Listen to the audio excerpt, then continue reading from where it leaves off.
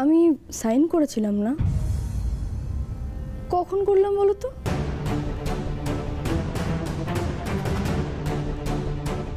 আচ্ছা তুমি আবার খুলে দেখোই না কাগজগুলো, দেখো সইগুলো আছে কিনা। আমি তো করেছি সবার সামনে।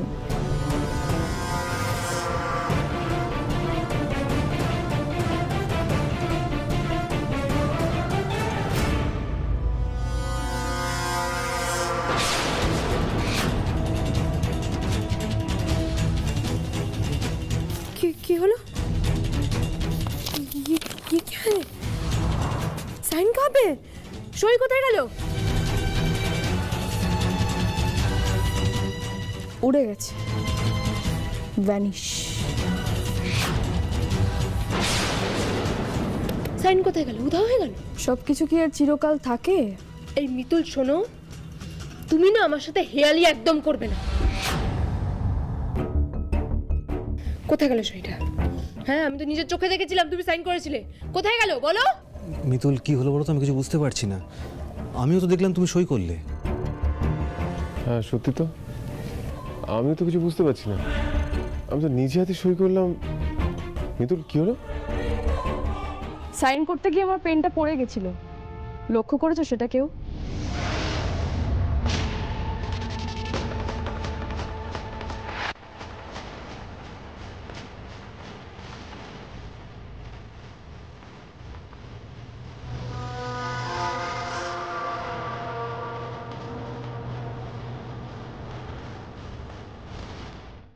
আসলে ওই পেনে সাধারণ কালির বদলে ভরা ছিল ভ্যানিশিং ইঙ্ক।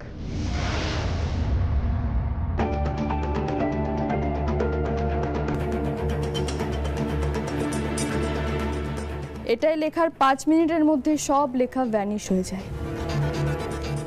তাই আমার, ইন্দ্রবাবুর দুজনেরই সাইন ভ্যানিশ হয়ে গেছে।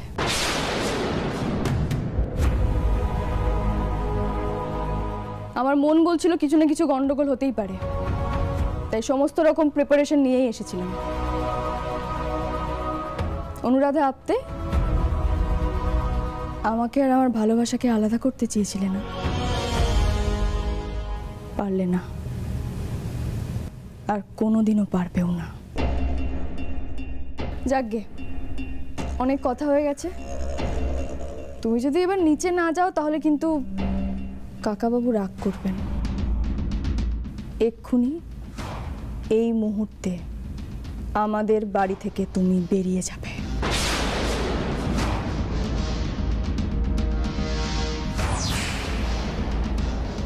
আর তুমি এখানে দাঁড়িয়ে আছো কেন? যাও, বেরিয়ে যাও এক্ষুনি।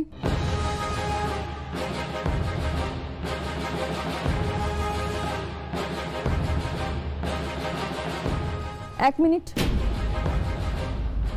আমি বলতেই ভুলে গেছিলাম। এই বাড়ি বিক্রির জন্য রণদাদাকে ট্রলিতে করে যে টাকাটা দিয়েছিলে সেটা অর্ক দাদার বাড়ি থেকে নিয়ে নিও প্লিজ। একটা মিনিট, আমি তো টাকাগুলো রণকে দিয়েছিলাম আর টাকাগুলো রণর কাছেই ছিল, তাহলে অর্কের বাড়ি থেকে নেব কেন? কারণ টাকাটা আমরা বদলে দিয়েছিলাম।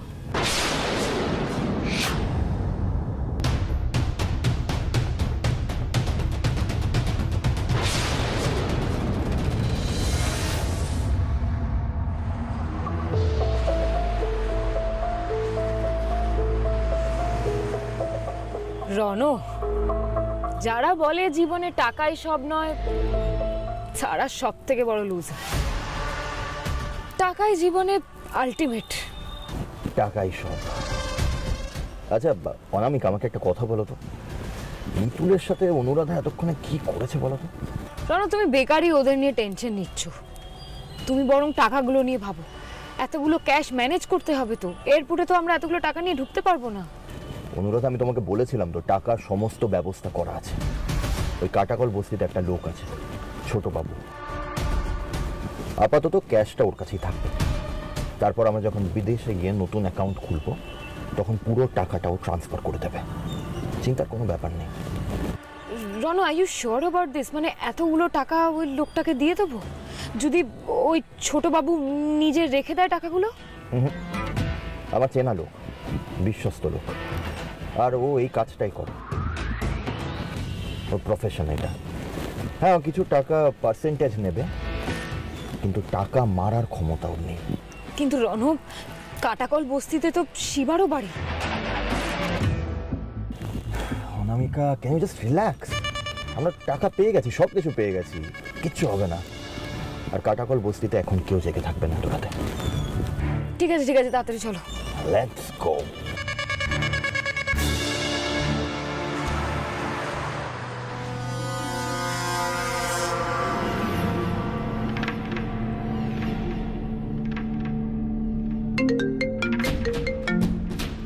অনুরাধা ফোন করছে। এখন ধরার কোনো দরকার নেই, যা ফর্মালিটিস এয়ারপোর্টে কি হবে। ছোট বাবু। আরে রণজিৎ বাবু, হ্যাঁ আমি তো আপনার ওয়েট করছিলাম, ভাবছিলাম রাস্তায় কি বিপদে পড়লেন নাকি। না না, কোনো অসুবিধা হয়নি। বাই দ্য ওয়ে, টাকা সব আছে এর মধ্যে, আপনি প্লিজ টাইম মতন আমাকে ট্রান্সফার করে দেবেন। এই একটু গুনে দেখে নে। রণজিৎ লাইরের দেওয়ার টাকাও গুনতে হবে? আসলে কি বলুন তো, আমাদের এই লাইনে না কাউকেই ভরসা করা যায় না।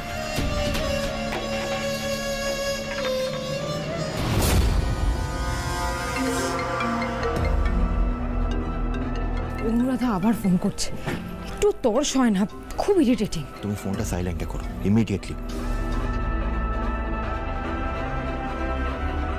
ছোটবাবু, নকল নোট, ব্যাগের ভেতরেও সব নকল নোট। এসব কি হচ্ছে রণজিৎ বাবু? আমি নিজেও বুঝতে পারছি না, এটা কি করে পসিবল। অনামিকা, আমি নিজে সমস্ত নোট চেক করেছিলাম, তুমি চেক করেছিলে, তাহলে এতগুলো ফেক নোট কাগজ এগুলো কোথা থেকে গেল? এগুলো এটা কি করে পসিবল?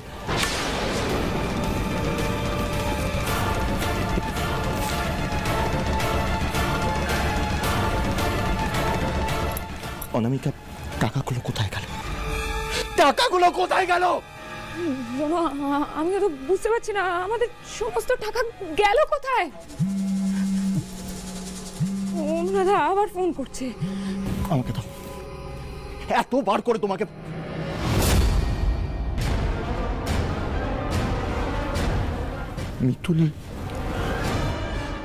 মিতুলের কাছে সব টাকা আছে।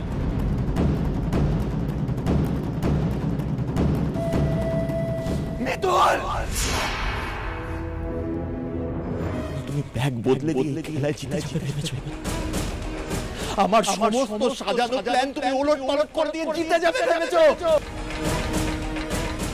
এই খেলাটাই কি তাহলে শেষ পর্যন্ত রণজিৎ লাহিড়ী মিতুলের কাছে যাবে?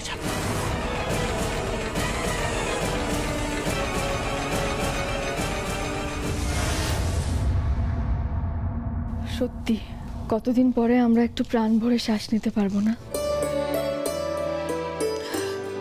সত্যি মিতুল, তুই না থাকলে আমরা কিছুতেই এই বাড়িটা ফিরে পেতাম না রে। আমি তোকে প্রাণ ভরে আশীর্বাদ করছি, তুই বাকি জীবনটাও ঠিক এইভাবে সবাইকে, এই পরিবারটাকে বেঁধে রাখিস। মা একদম ঠিক কথা বলছে মিতুল, আমাদের পরিবারের একটা স্তম্ভ তুমি। আমি শুধু ভাবছি আমার নিজের ছেলেটা এত নিচে নেমে গেল কি করে। বাবা থাক না এসব কথা, দেখো রণদ ছায়া যাতে এই বাড়িতে না পড়ে আমরা সেই ব্যবস্থা করব, তুমি চিন্তা করো না। হ্যাঁ রে বাবা, আমরা জানি মিতুল থাকতে আমাদের কোনো ক্ষতি হবে না, প্রতিবারের মতো ও আমাদের সবাইকে ঠিক রক্ষা করবে।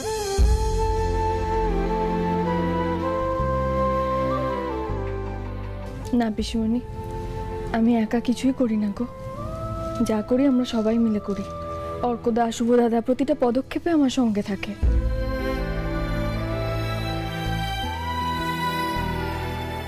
বেঁচে তো থাকতেই হবে মিতুল।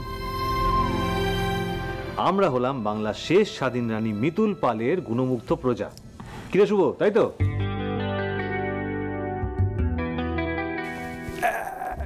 একদম ঠিক কথা বলেছিস। আর শুধু আমরা কেন, আমাদের রাজাও তো রানীকে ছাড়া এক পা চলতে পারে না, বল সেটা। আরে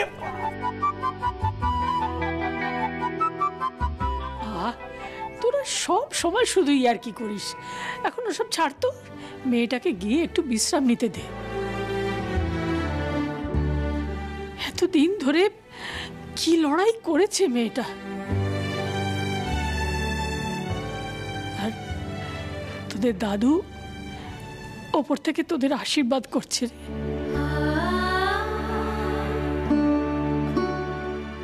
ওই মানুষটাও এতদিন ধরে খুব কষ্ট পেয়েছে, এবার তার কষ্টটাও একটু কমলো।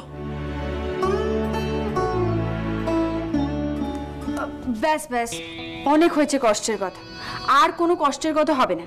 এবার থেকে এই বাড়িতে শুধু মজা হবে আর আনন্দ হবে।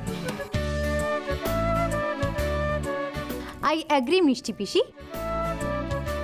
এবার আমরা পার্টির প্ল্যান করব। না না মানে কেন? না কেন?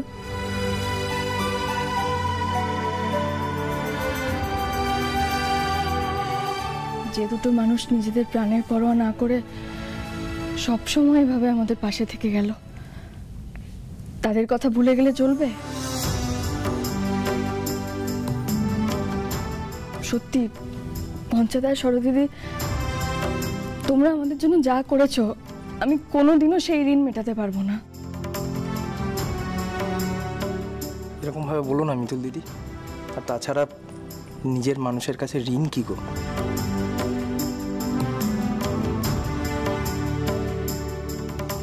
আর মিতুল দিদি, ওভাবে হিসাব করলে তো তোমার ঋণও আমরা কোনোদিন শোধ করতে পারবো না।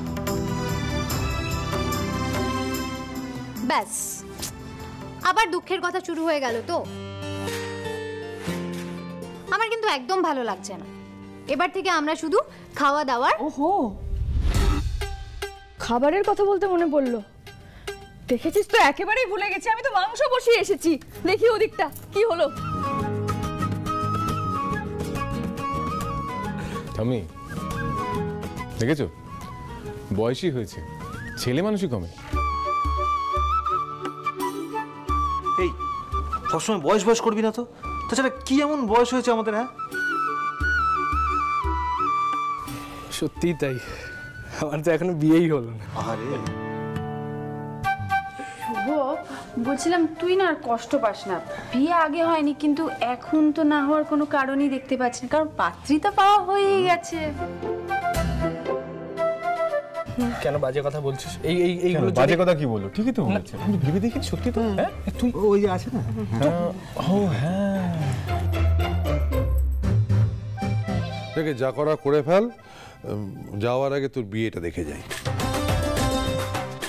হ্যাঁ, বৃত্তটা সম্পূর্ণ করো তো দাদু ভাই।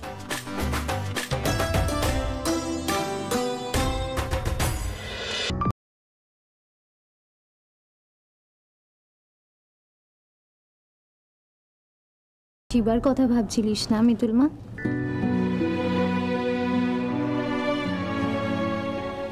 হ্যাঁ, ও সবসময় আমাদের যেভাবে সাহায্য করেছে, আজকের দিনে যদি ও থাকতো তাহলে আমার আদর।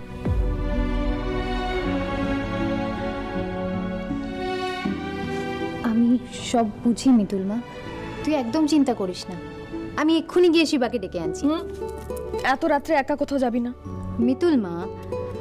আমি কিন্তু শুধু সোহাগ লাহিড়ী নই, আমি মিতুল পালের মেয়ে গুগলি পাল। যেটা ভাবি সেটাই করে।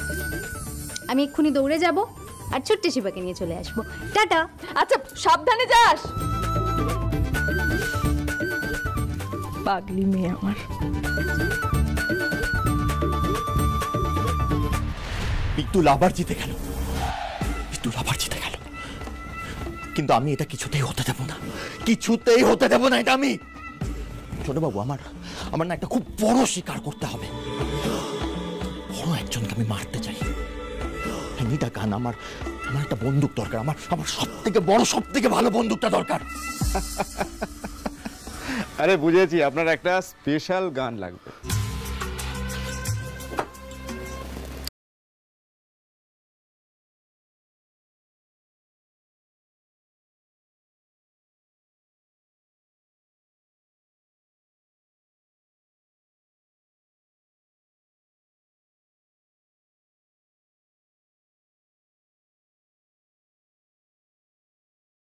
কিছু খারাপ হতে পারে না। রনক, অনামিকা সরো। রনক, এটাই তো রনর প্রবলেম। মাথা গরম হয়ে গেলে আর কিচ্ছু ভাবে না। না না, রনকে যে করেই হোক আমাকে আটকাতেই হবে। রনক যেভাবে বেরোলো, ও যদি কোনো অঘটন ঘটিয়ে ফেলে আমিও বিপদে পড়বো। কি করি আমি এখন? হ্যাঁ, ওই সৌম্যবাবুকে ফোন করি। হ্যালো হ্যালো, সৌম্যবাবু, আমি রণজিৎ লাহিড়ীর ওয়াইফ অনামিকা বলছি। হ্যাঁ, অ্যাকচুয়ালি রণ খুব মাথা গরম করে যেভাবে বেরিয়েছে না, ও কোনো একটা অ্যাক্সিডেন্ট ঘটিয়ে ফেলতে পারে। আপনি প্লিজ যেভাবেই হোক ওকে আটকান প্লিজ।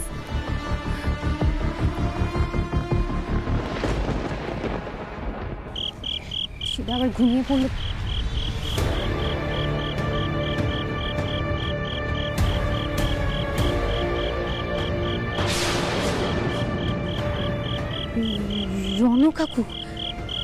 রনু কাকু এখানে কি করছে?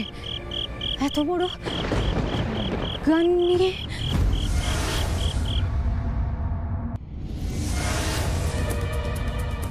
রনু কাকুর তো এখন এয়ারপোর্টে থাকার কথা, এখানে কি করছে? নিশ্চয়ই সাংঘাতিক কিছু একটা প্ল্যান করছে। আচ্ছা, রনু কাকু আবার বাড়িতে চলে যাবে না তো আমাদের? না না, আমাকে এক্ষুনি বাড়িতে জানাতে হবে। একবার ফোন করি বাড়িতে একটা। কে তুমি নন্দিনী, আগে তো দেখিনি, চলেছো এই পথে রূপে যে রঙ্গিনী। ও কে তুমি নন্দিনী, আগে তো দেখিনি, চলেছো এই পথে রূপে যে রঙ্গিনী। চিনে নিতে যদি চাও একটু দাঁড়াও না, সামনে যা দেখি জানি না সে কি আসল কি নকল সোনা। জীবনে কি পাবো না, ভুলেছি সে ভাবনা, সামনে যা দেখি জানি না সে কি আসল কি নকল সোনা।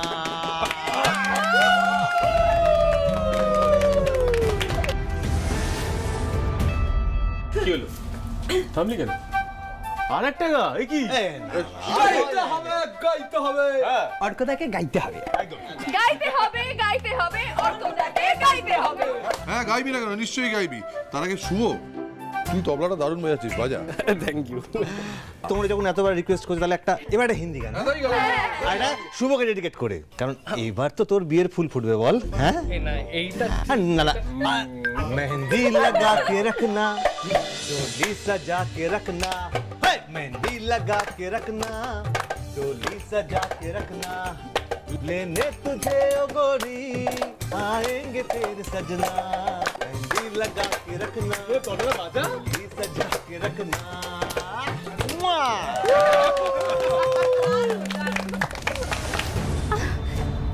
কি হলো? বাড়ি থেকে ফোনই তো ধরছে না। আমি কিভাবে জানাবো বাড়িতে?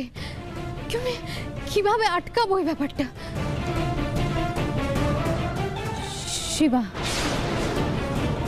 শিবা একমাত্র হেল্প করতে পারে। শিবাকে গিয়ে ডাকি আমি।